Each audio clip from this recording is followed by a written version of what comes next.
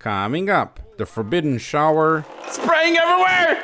Run! argument with a wild dog, Go, Mutzi! the oil pump strikes back, Yeah. and the first drive in the E36.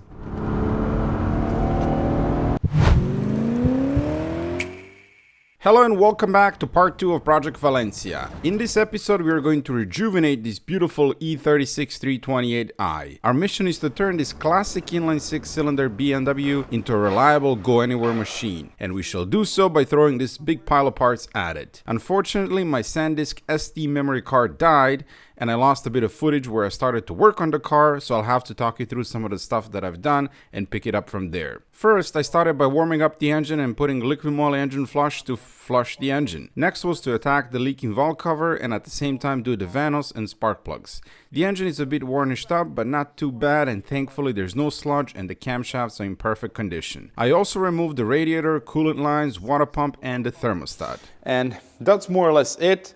The next step is to set the engine at TDC, top dead center, and lock the timing so we can remove the Vanos unit. To set the engine at TDC, we need to rotate the engine at the crank pulley / vibration damper, and we know we're getting close to the TDC once the cam lobes on cylinder number 1 on the exhaust side and intake side point at a 45-degree angle at each other like that. Then we need to line up the timing marks on the vibration damper and the timing cover. After that, we need to go underneath of the car in that area over there, and just above the oil pan and below the starter, there is a plug that we need to pull, which is going to uncover a hole where a locking pin from our timing tool kit goes. That locks the flywheel and therefore locks the timing of the engine. Now we can remove the studs on the back of the cylinder head. Now we need to break out our timing tool, and this fits over the back of the camshaft like that, and it should sit flush with the cylinder head. That's the timing tool in place. Now we can remove the Vanos line and plug the connector. Remove the 2 screws. Release the sprocket bolts.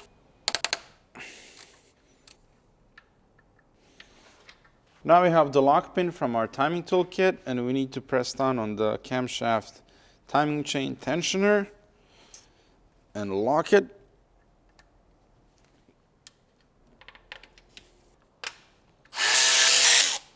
Now we can pull out the Vanos unit, and we have this special tool, and we need to turn the sprocket clockwise and pull on the Vanos unit at the same time.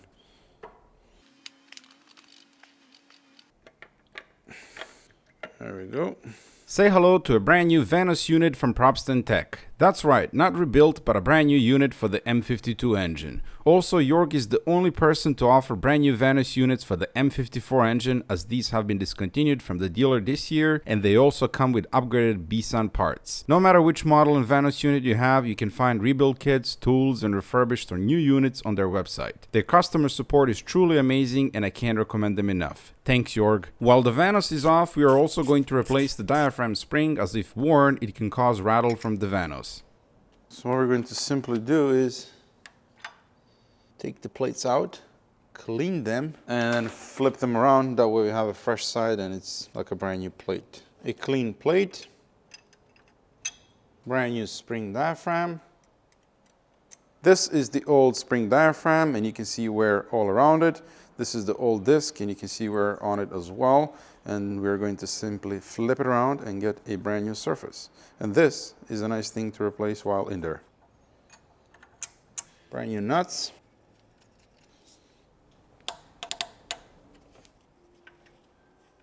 Brand new gasket. Problem: the timing tool that I got turned out to be complete garbage, and it allows for a lot of play in the camshaft, which can result in incorrect timing. So we're gonna hit the pause on the Vanos until a better tool arrives and continue with the oil filter housing gasket in the meantime. Look who's back! Mutzi! Mutzi! Mutzi!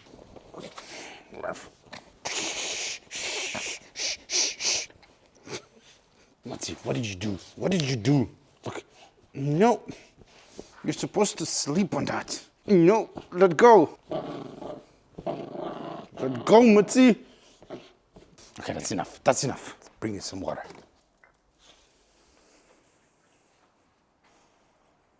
Good dog. Oh, she's gonna follow me around. Tilt your head the other way if you understand what I'm saying. Huh, Mitzi? There you go. Stir it up. It's broken, as you can see.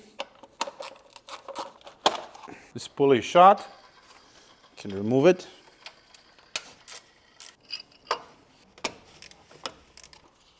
Wiring disconnected.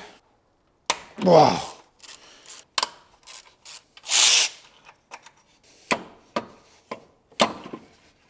Disconnect the oil pressure switch connector. The power steering pump can sit on the side now.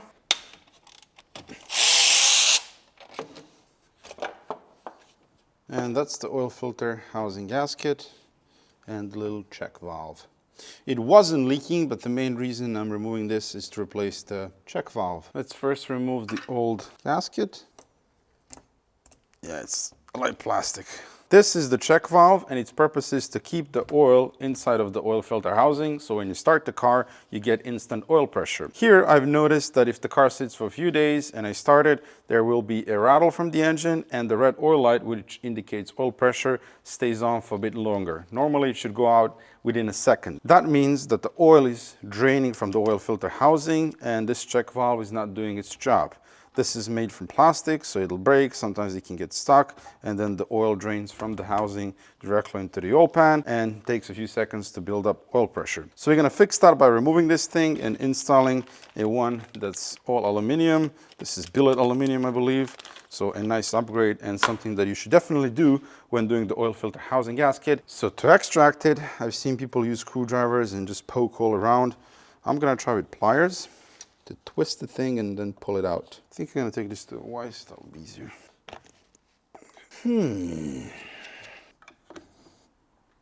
There we go. It's out. And we didn't damage the aluminum. This should be a direct fit. Let's see. Excellent.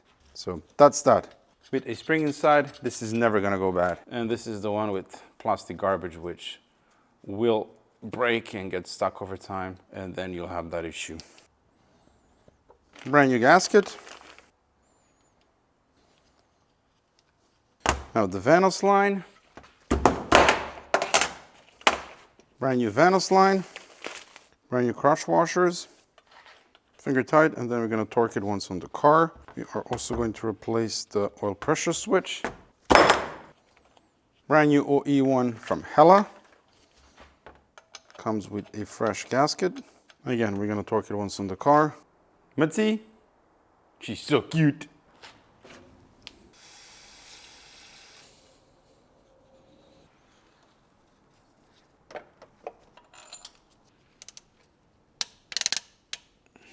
Oil pressure switch. And then the Vanos line.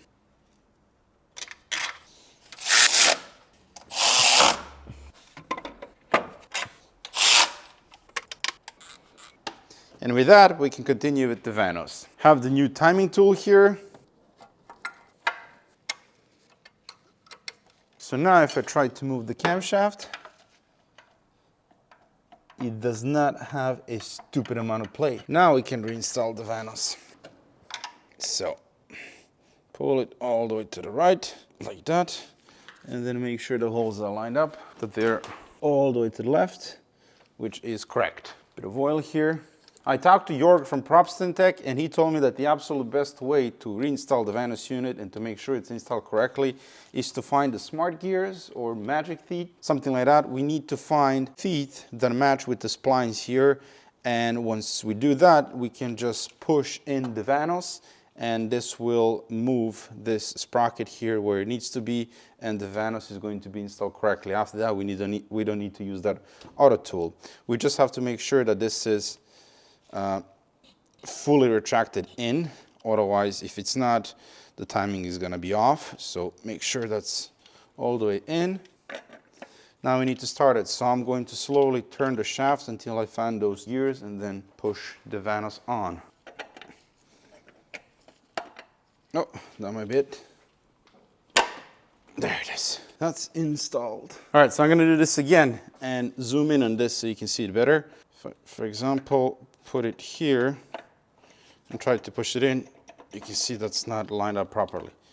But if I move it over, you can see that's now slotted in, and I can push the Vanos in. So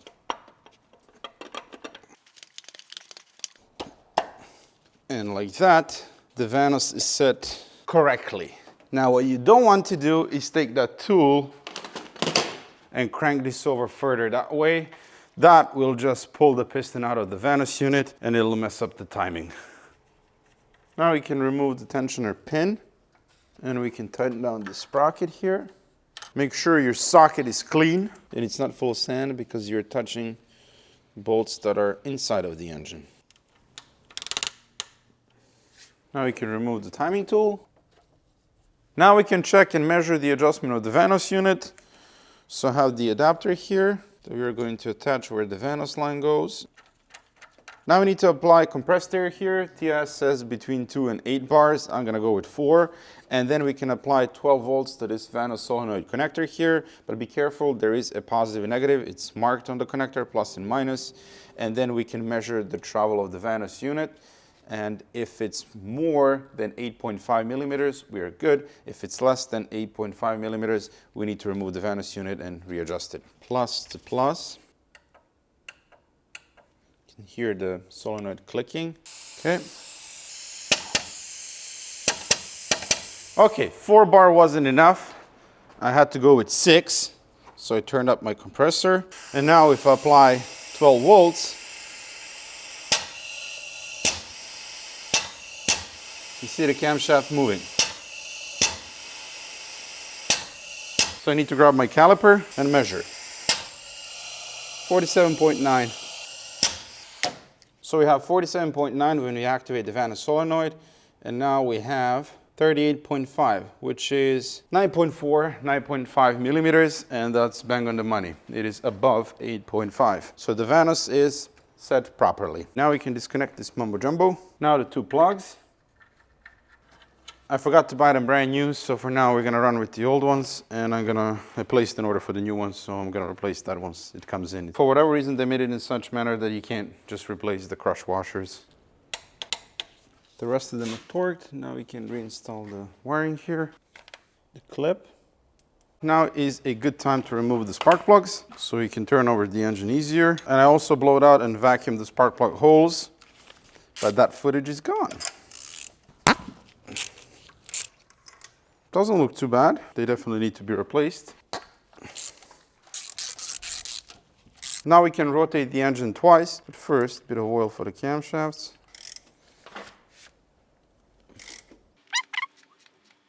So I've lined up the marks on the vibration damper and the timing cover. You can see that the timing tool is sitting flush with the cylinder head, so we are safe to proceed and reinstall the valve cover. That's the surface prepped. Now we can put back the 2 studs in the back. The cover for the intake cam. Brand new gasket. We can use a little bit of RTV to keep the gasket in place. Otherwise it will drop out when we flip over the valve cover. Now replace the grommets. Now we can apply a bit of rhinestone seal where the Vanos meets the head, and then on the half moons in the back. The torque is 10 Nm, but I typically go by hand because you can feel once the nut bottoms out. So start from inside to out in a crisscross pattern. Once you feel that the nut bottomed out, and you can't torque it anymore, just stop there and you're not going to over torque it and snap it. You can plug in the Vanos solenoid, brand new crush washers, and give it a nice good and tight. New spark plugs, NGK of course. These are the famous BKR 6E QUP. The spark plugs that you use on the M54 engine as well as the S62, and this was a tip from Jurg to use the ones with 4 electrodes instead of the ones with 2. He says that the idle is going to be much better, plus I love these spark plugs, so we're going to go with that.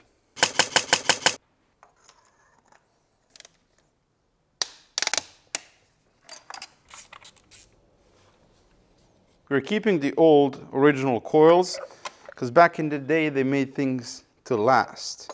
Nowadays, new parts, the quality of new parts sucks. So until these die, they're going to stay on the car.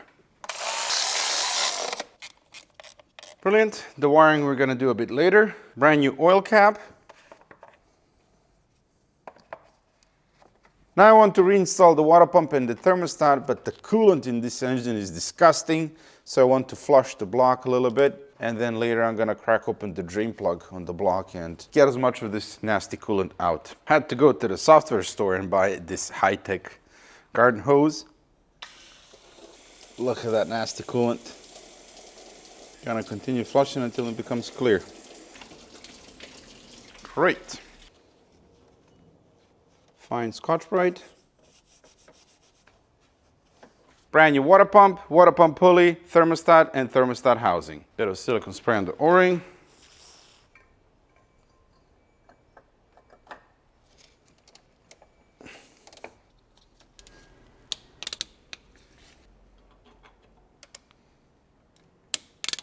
So the bigger ones we can go to 22. And now we're going to attack the oil pan.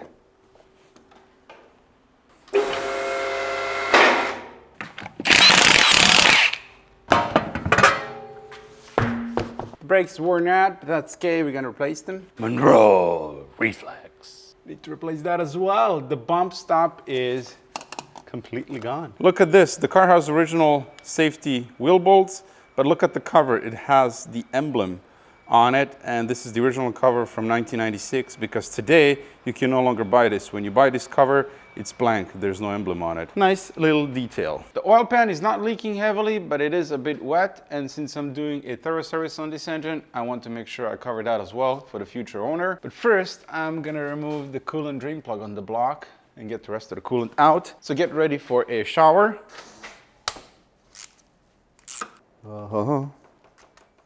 Oh, wow. Spraying everywhere! Run! Free shower completed. Where did the plug go? There it is. Plug going back in with a new crush washer.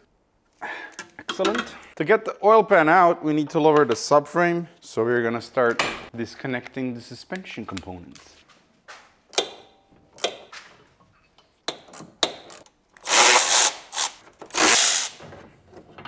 Unbolt the control arm bushings.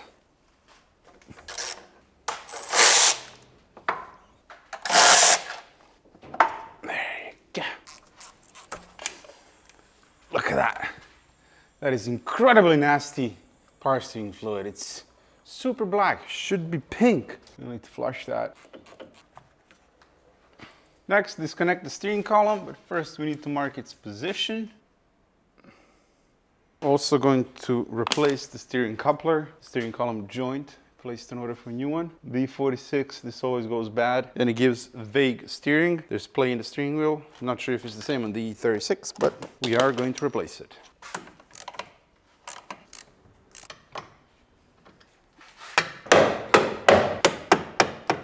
Can also disconnect this line that's coming from the CCV regulator. We'll need to replace that as well. Now we can go up top, remove the engine mount nut. I don't think that was ever off. We also have the negative cable there. Smack my fingers good. Here we need to make a bit of room.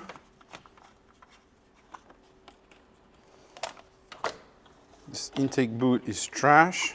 It's cracked. Now there's a 10mm bolt holding the oil dipstick to the intake manifold.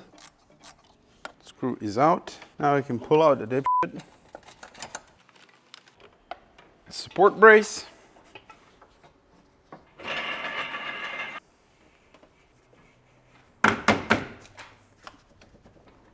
Okay. Now I need to support the subframe and lower it to the point where we can get the oil pan out.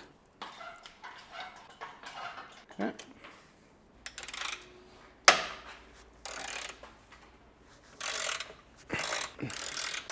Look at this subframe bolt.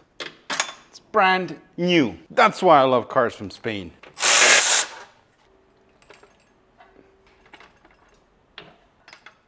Okay, I forgot about the power steering line that goes from the rack to the power steering pump.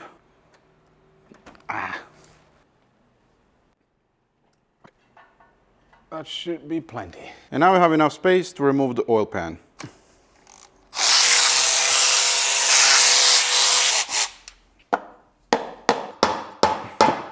We cracked open the coffin. Now I have to remove the power steering pump. I thought I could slide it out, but no! Actually, I ran into the same thing on Project Rottweil, didn't I? Kind of removed the power steering reservoir since we are replacing that.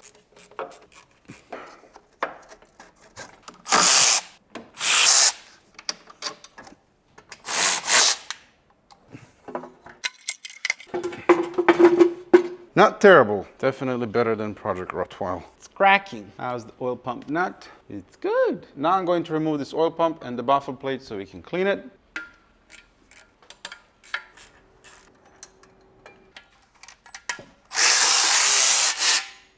The gasket is cooked. It's cracked. So it's a good thing that we're doing this. First thing we're going to do is put all of this in the ZZ machine. Gonna let that cook for 10 minutes.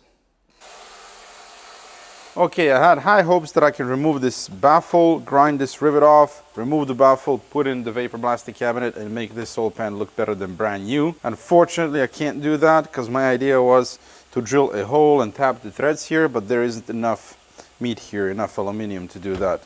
So it would have to be welded back in place, and I don't have a welder, nor do I know anyone that can weld aluminum, so I have to clean this by hand. So I'll see you in about 18 years. The ZZ machine did a wonderful job of cleaning up all of this. Too bad it's not big enough for the oil pan.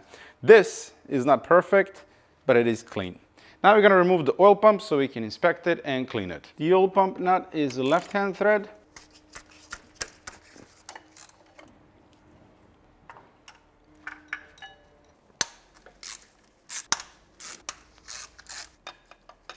It's actually not that dirty.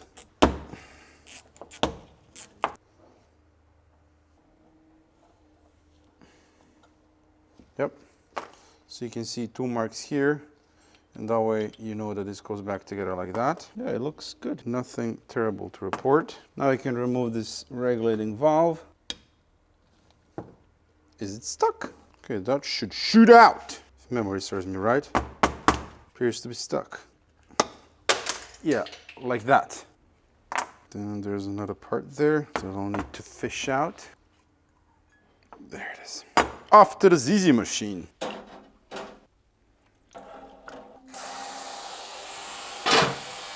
All right, let's see. That's squeaky clean.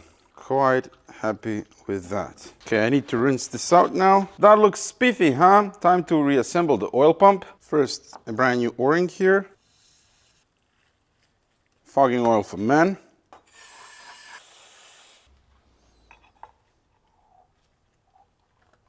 Make sure that this slides nice and smooth.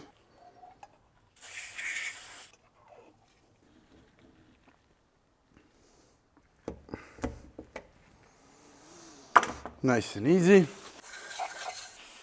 Put it back in the same order as before.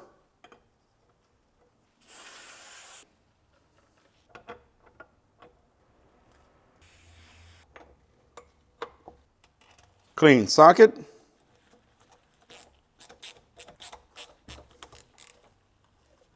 Make sure that the pump is spinning freely, which it is. And we are ready to reinstall the pump. We're also going to use a safety nut with wire to secure the oil pump nut in place. Might as well clean all around first.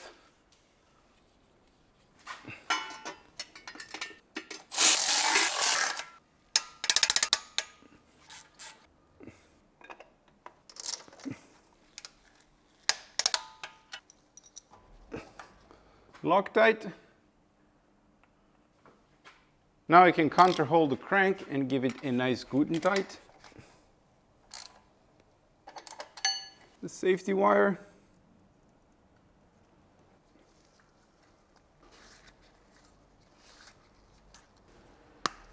And this way, the oil pump nut can never come off on its own. Oil pipe with a brand new gasket.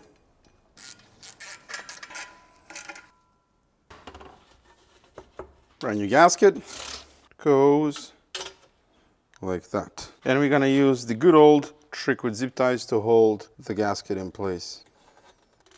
We need to apply a bit of reinstallation seal where the front timing cover meets the block. On the back as well.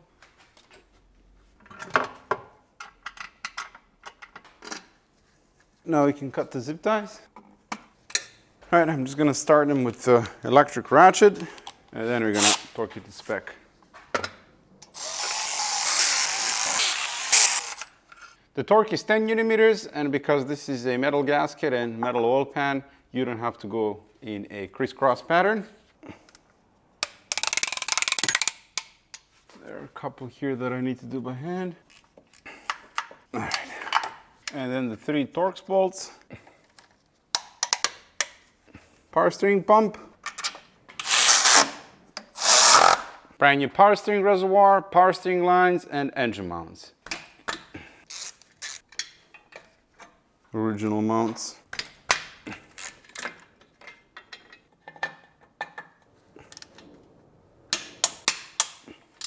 The power steering line.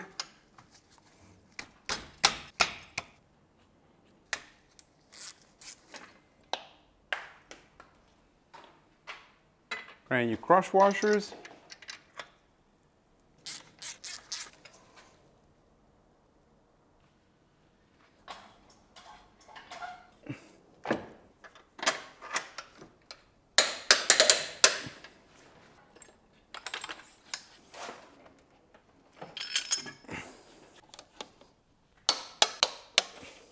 Oil dipstick with a brand new O-ring.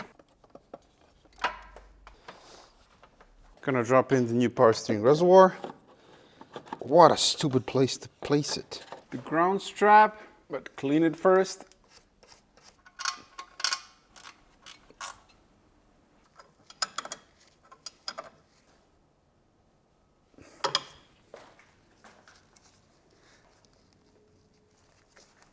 I'm blocking the camera, aren't I? Well, that's too bad.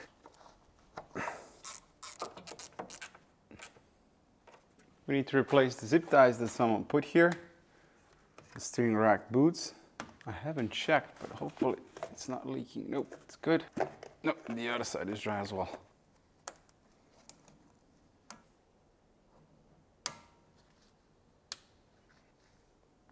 Mustn't forget the drain plug.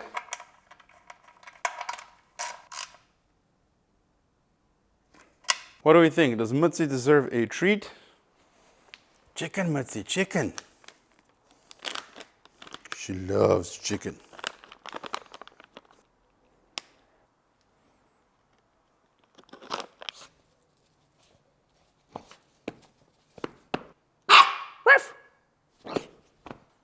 Come.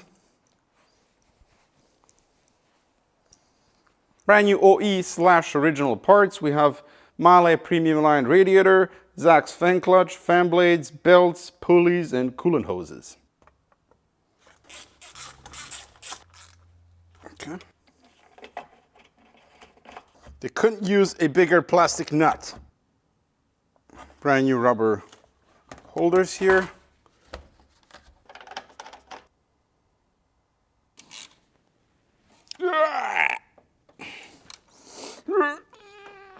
Oh, this was never replaced. I got a brand new tensioner as well. Here's a brand new one.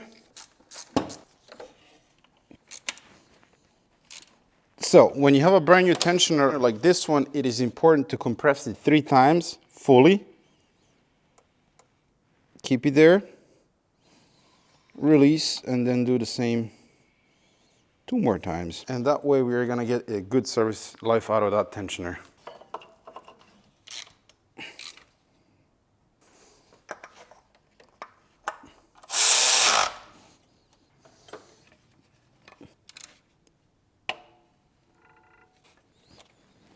Make sure that's seated properly all around. Beautiful.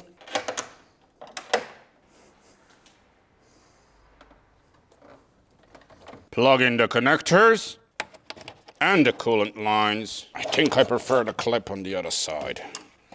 The clamp. Muy excelente.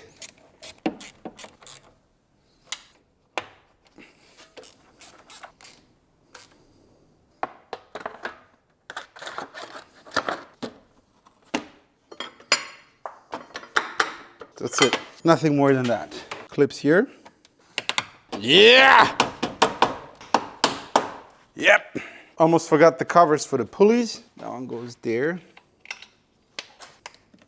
We have fluids from Liquid Moly, ATF for power steering, correct coolant, and 5W40 full synthetic oil. Top up the power steering fluid.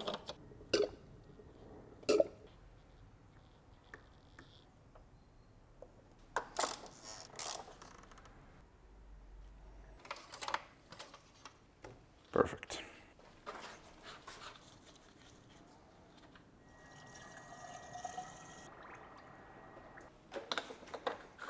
Now we're going to replace the CCV crankcase ventilation. I just got the parts for that. Looks like we have 3 10mm screws. All right, there it is. Brand new original crankcase ventilation. First, the grommet. Man, this is dead easy. So much easier than on M54. And a lot less components as well.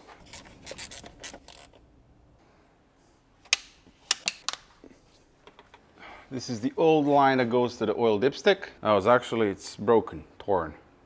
So that was leaking and making a mess here. Okay.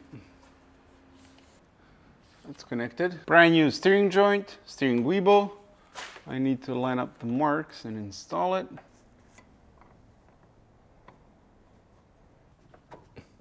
We're gonna do medium thread locker here. While we are here, we can replace the fuel filter. And this cover is broken. I just placed an order for a new one. Hello. So it's actually leaking here. Earlier I was messing around with these lines and had a leak from there.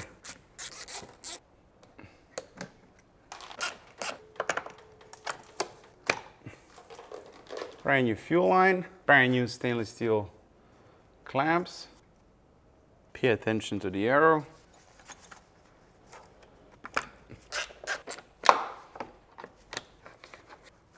Right to date, kilometers, I think 191, I can't remember. This is the old air duct for the alternator. As you can see, it's broken, and this part is NLA, no longer available, discontinued from the dealer. You can't buy brand new. So Max from MX Motorsport sent me a replacement one, and this is just one of the goodies that he gave me for this car, and we're gonna get to those a bit later. Brand new intake boot, air filter box,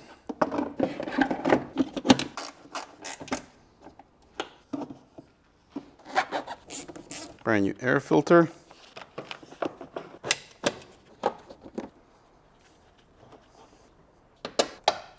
ignition coil wiring. All right, gonna leave the plug disconnected for now because I want to crank over the engine and build up the oil pressure first. We got 2 brand new plugs here.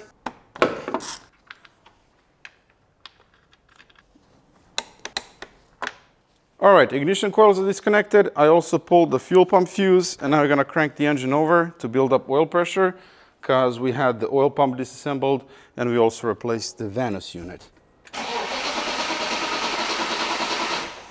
Sounds good. Put back the fuse.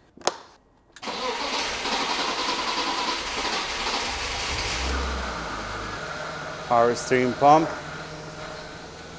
Okay, we need to check the power steering fluid level. Yep, that's low. I can't get to the funnel.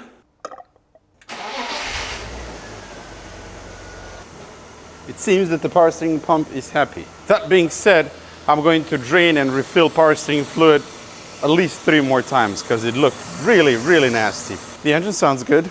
Nice and quiet, cold start. Actually a lot better than before, but I don't have that footage anymore.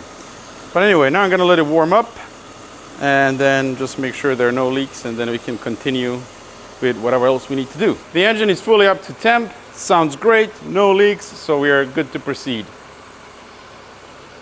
Brand new struts from Bilstein. This is their B4 OE series. I also got new strut mounts from them, dust boots, and bump stops. Currently, we have shocks from Merlin Monroe installed, and the bump stops are completely gone. So that's the main reason why I want to take them out. But since we are taking them out, I want to upgrade them and install Bilstein struts, because they're not very good. So many things here.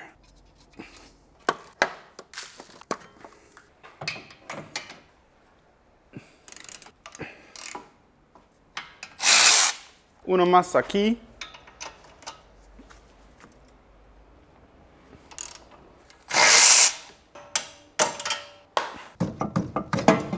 Normally you shouldn't do this, let the whole thing dangle by the brake line, but I don't care because we are replacing the brake lines. And this is shaping out to be the easiest BMW model that I ever worked on. Like, look at this, to take the strut out takes like a minute.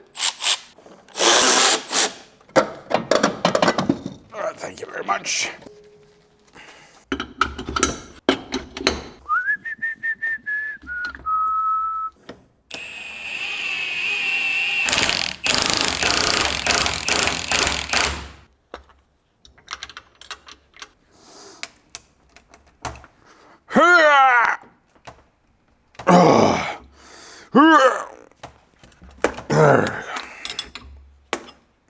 There's still a little bit of a tension here, so be careful.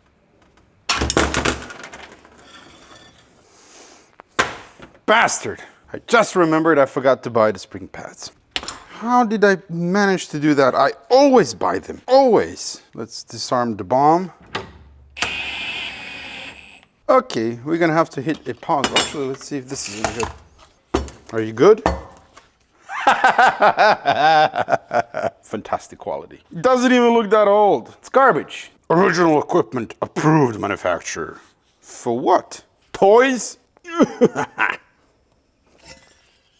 It should do that. It should rebound. I had a bad feeling about them, and I was right. Okay, unfortunately, we can't proceed with the replacement of the struts right now because I have to place an order for new spring pads.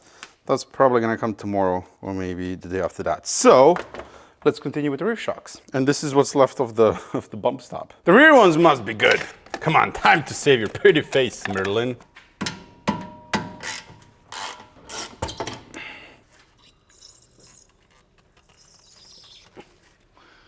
Oh yeah, it's brand new. It's perfect. This is my magician trick. It's gone. You can't see it. And now you can see it again. Oh yeah, I'm gonna start my own show. Buy a big batch of Monroe shocks and just... What the am I even saying anymore? Let's get this garbage out. Are there any clips here? Looks like 9. Oh. Okay. Open sesame. Pop goes the third. I don't understand the mechanics to replace shocks and reuse old hardware, like this strut mount, and that paper gasket, and the bump stop.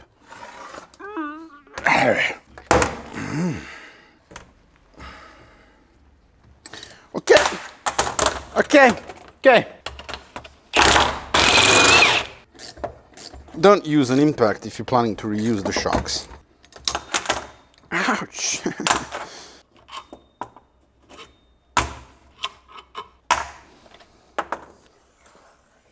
Yeah, as we established earlier, this is brand new.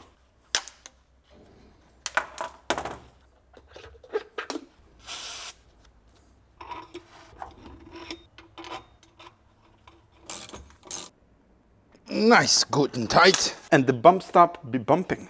Now you need long arms.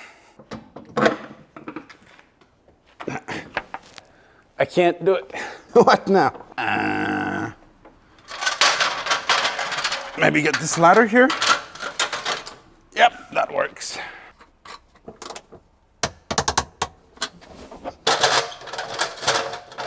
Gotta use my assistant here.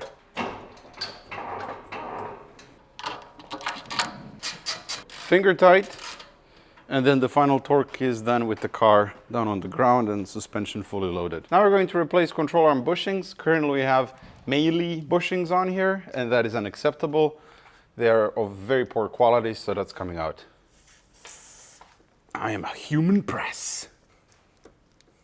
I need a press. Now we're gonna hold a press conference and press out these bushings and then press in OE Lymphoda ones.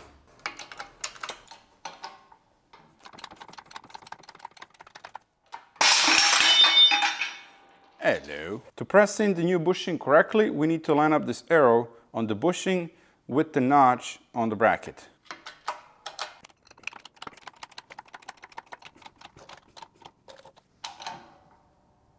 All right. It's right in the middle. So this arrow with this notch here. Bit of silicone spray. Make sure you press it in the right way in.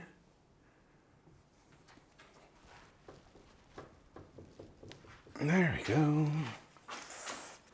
In you go.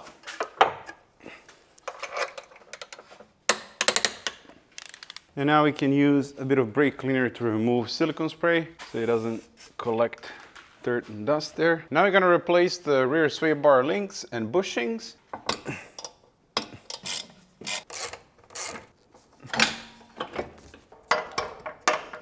Well, there you go. I was sent incorrect bushings. These are too big, so the correct ones are gonna come a bit later. And for now, we're just gonna do the sway bar links. The rubber is really perished. Garbaggio, oil and forder.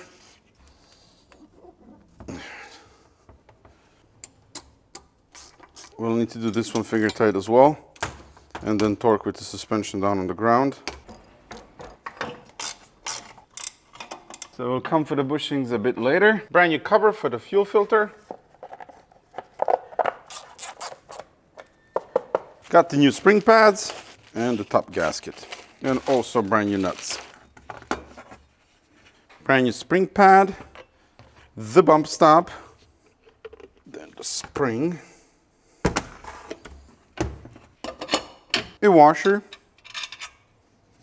dust cap, another washer, and a brand new net. Good and tight. The cap. We need to make sure that the spring is seated properly all the way in the upper perch and the lower as well. Easy peasy lemon squeezy. Also, I forgot to buy another thing, which is the reinforcement plate that goes on the top of the strut mount here. I placed an order now, it's gonna come tomorrow. So for now, we're gonna reinstall the strut, and then tomorrow I can just lower the strut slightly, slide the plate in, and then bolt it in place. Okay.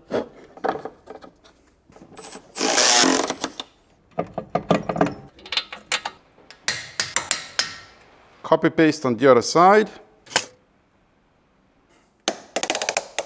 Very goodly, man. Front sway bar links.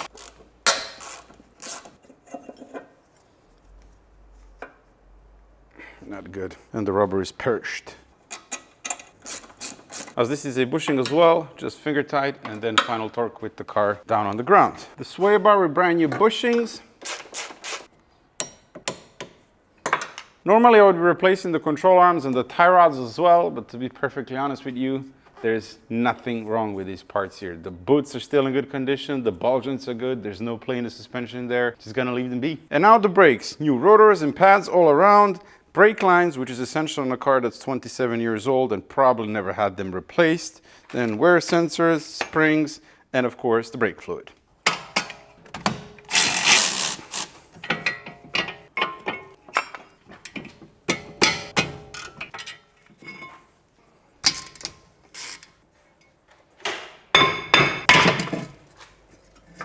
Wheel bearing is perfect.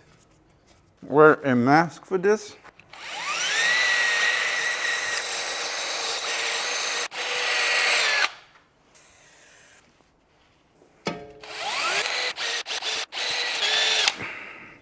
Jeez. Brake hub paste only on the lip, not on the flat surface. The rotor.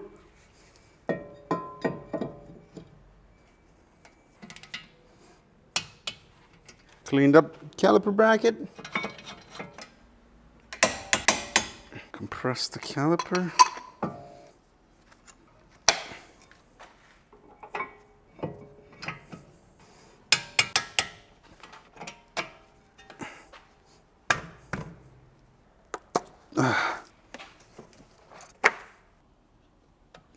The brake line.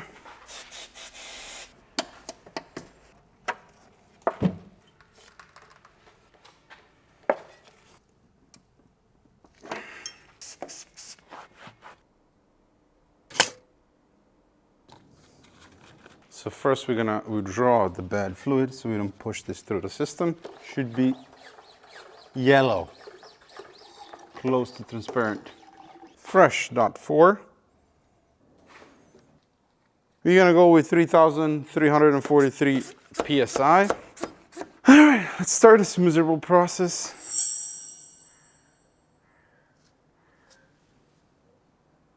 The clutch pedal feels a bit spongy, so I also want to bleed the clutch line. And at the same time, we're gonna replace the clutch slave cylinder because I know from experience, at least on E31, that's something that always goes bad with age.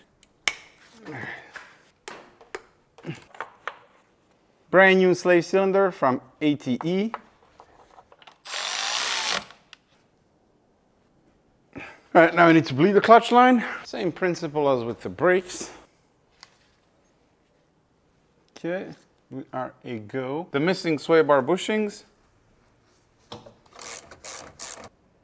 This is the reinforcement plate that I was telling you about earlier. This goes on the top of the strut mount and a brand new gasket. So I'm just gonna slide that over in place real quick. Perfect. And a brand new gasket. The reinforcement plates for the rear shocks. The last remaining fluids, differential fluid and the transmission fluid. The manual transmission in this car calls for ATF, and that's what I've been running in my E39 M5, E60 M5, basically in all of my manual cars, because ATF works really well when the car is cold. You can shift through all the gears nice and smoothly, and once it's warm, it still works great. But lately I've switched to a mix of MTF and ATF. Reason being, if you're using your car normally, then ATF is perfectly fine, but I'm pushing my cars really hard on the Autobahn, and say if I want to go to a racetrack, you need something that's thicker than just ATF, and that's where MTF comes in. So I've been running 50-50 mix of these two fluids, and it works perfectly. It's still nice and smooth when the car is cold, and it feels even better when the car is warm. So that's what we're going to put in this car as well. Always start with the fill plug.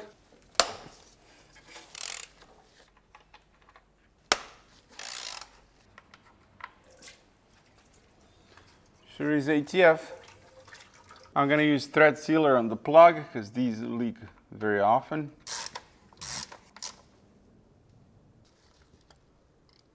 All right, that's full. Now we need to let it drip out. Now we can refit the plug.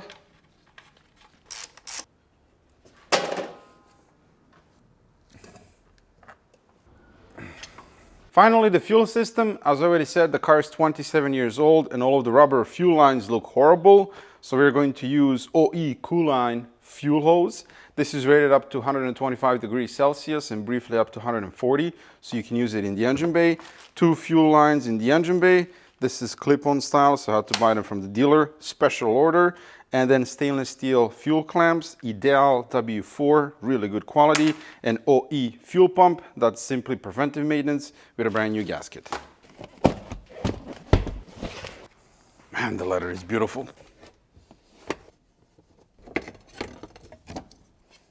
Wow, that rubber hose looks terrible. This is what I meant when I said that the fuel lines look terrible.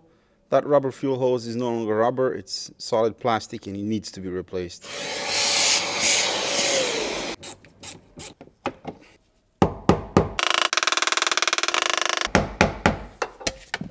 Hopefully the fuel tank isn't full. I didn't even check. It's not full. And the strainer. The fuel tank is nice and clean, as you can see.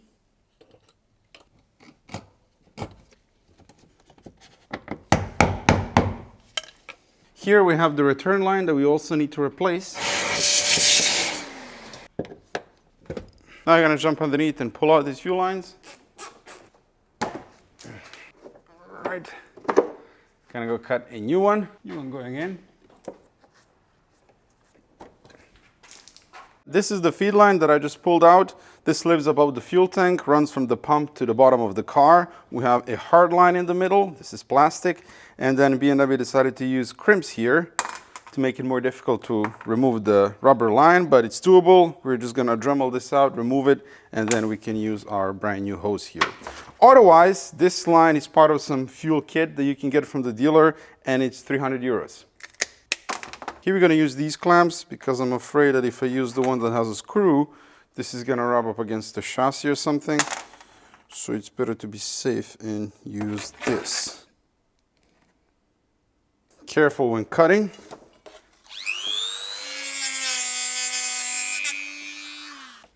There we go. Stupid crimp.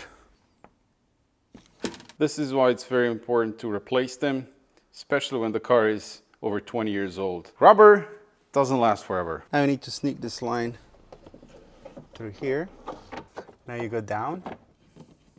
Just see if you can clip it in. Make sure the lines are routed properly and clipped into place. And lastly, the feed and return line in the engine bay. Boop! Just a quick tip regarding the removal of these fuel lines. You need this fuel line disconnect tool set. I think I got this on Amazon or eBay. It's this plastic wedge thing that you wedge here, and that way you spread the clips and you can pull off the fuel line. Easy as that. The windshield cowl is cracked, so we need to replace that, and the wiper blades as well. That's better. This cap here, dropped it underneath of the intake manifold somewhere, so I need to place an order for a new one. Hood shocks. Beautiful. I'm gonna do the trunk shocks as well. This rubber seal around the rear window is falling apart. Gonna quickly replace that as well.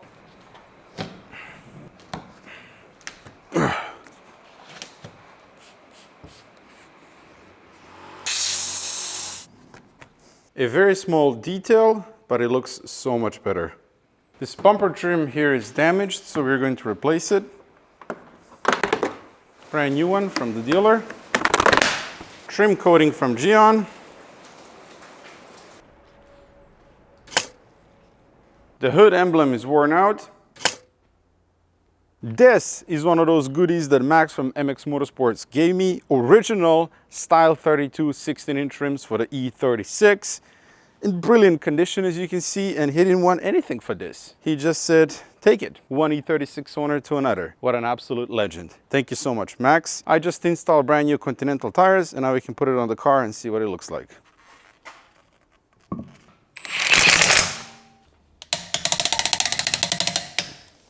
Now we're gonna jump over on the 4-post lift and torque down the bushings.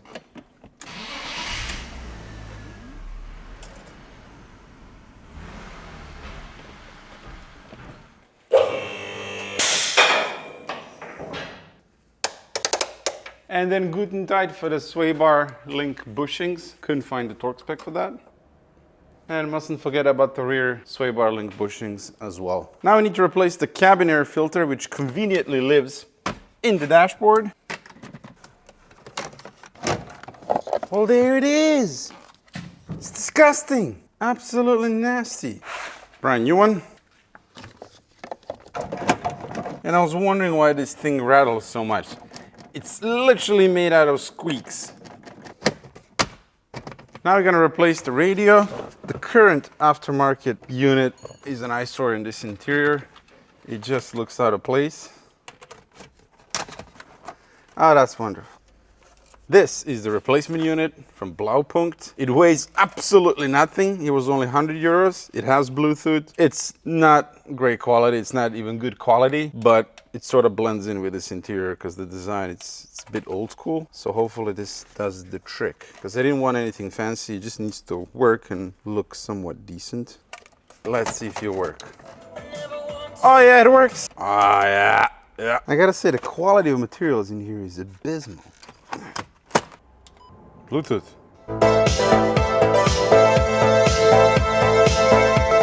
You know what? It's not terrible. It's good. The key looks worn out. Out with the 4-spoke steering wheel.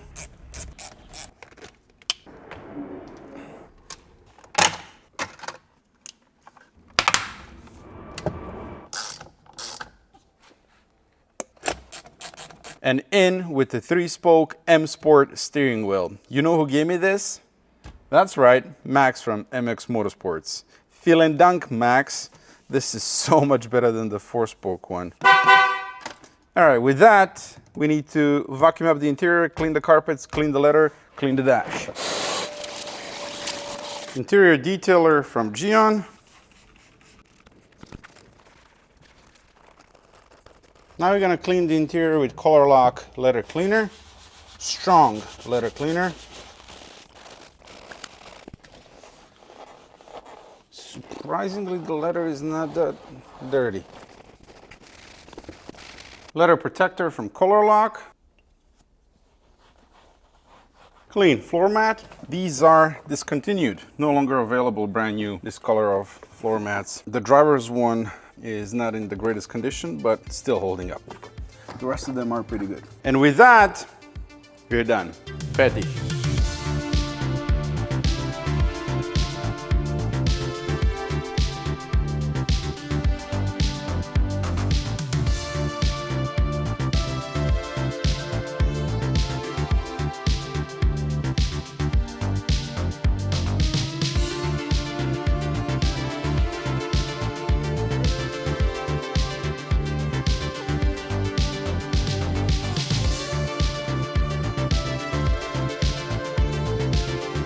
Let's go for a spin, shall we? The car did pass tooth inspection, but it's not registered, so I borrowed red number plates from my friend, dealer plates, so we can go for a spin.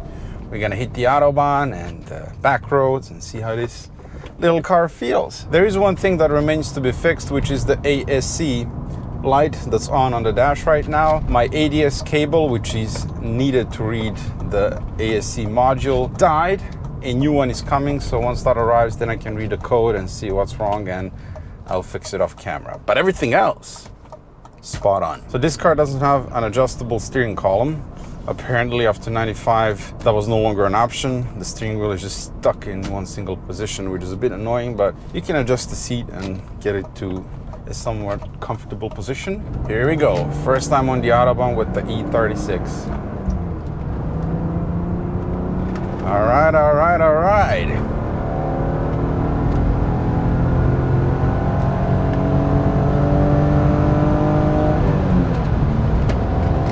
Pulls.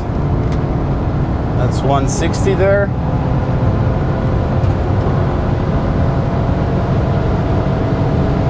$180. Cruising at 200 and 5,000 RPM.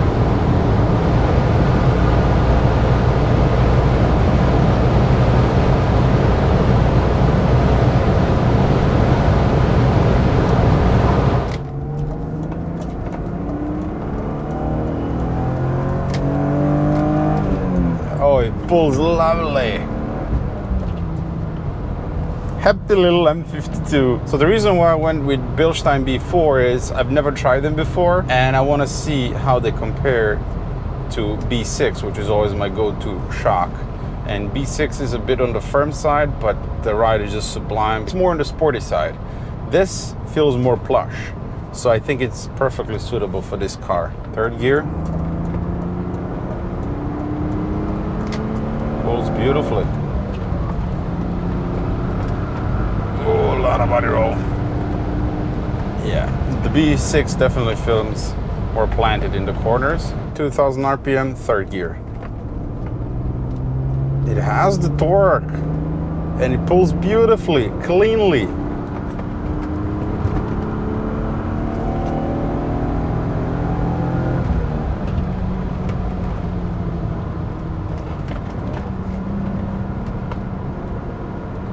Rev matching is easy.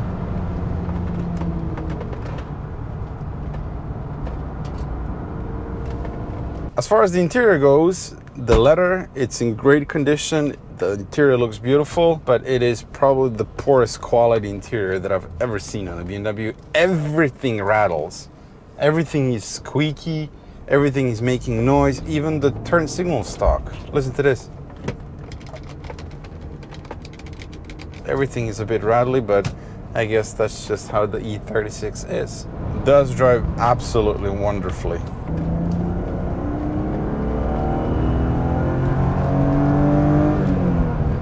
engine is so sweet. It pulls beautifully and cleanly.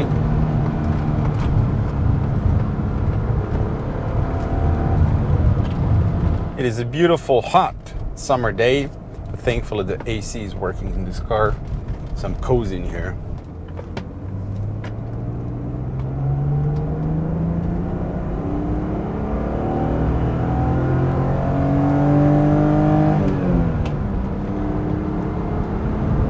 Clean pull in second gear. What a beautiful summer day. Look at this road. Keeping up with a modern day Kia Stingray, something, I don't know. I have actually overtaken the thing. Loser. Hitting 200 in the E36. 210. Feels quite good, honestly. I mean, the engine is screaming at 5,000 RPM in the fifth gear, but it feels solid. Peppy little car. Actually pulls a lot better than what I expected. 210. Overtaking an expensive SUV if it decides to move. I like this car a lot.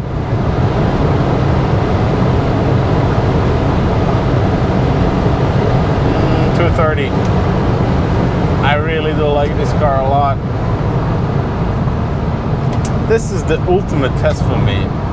If I can roast it on the Autobahn at high speed and nothing breaks, then I know it's good.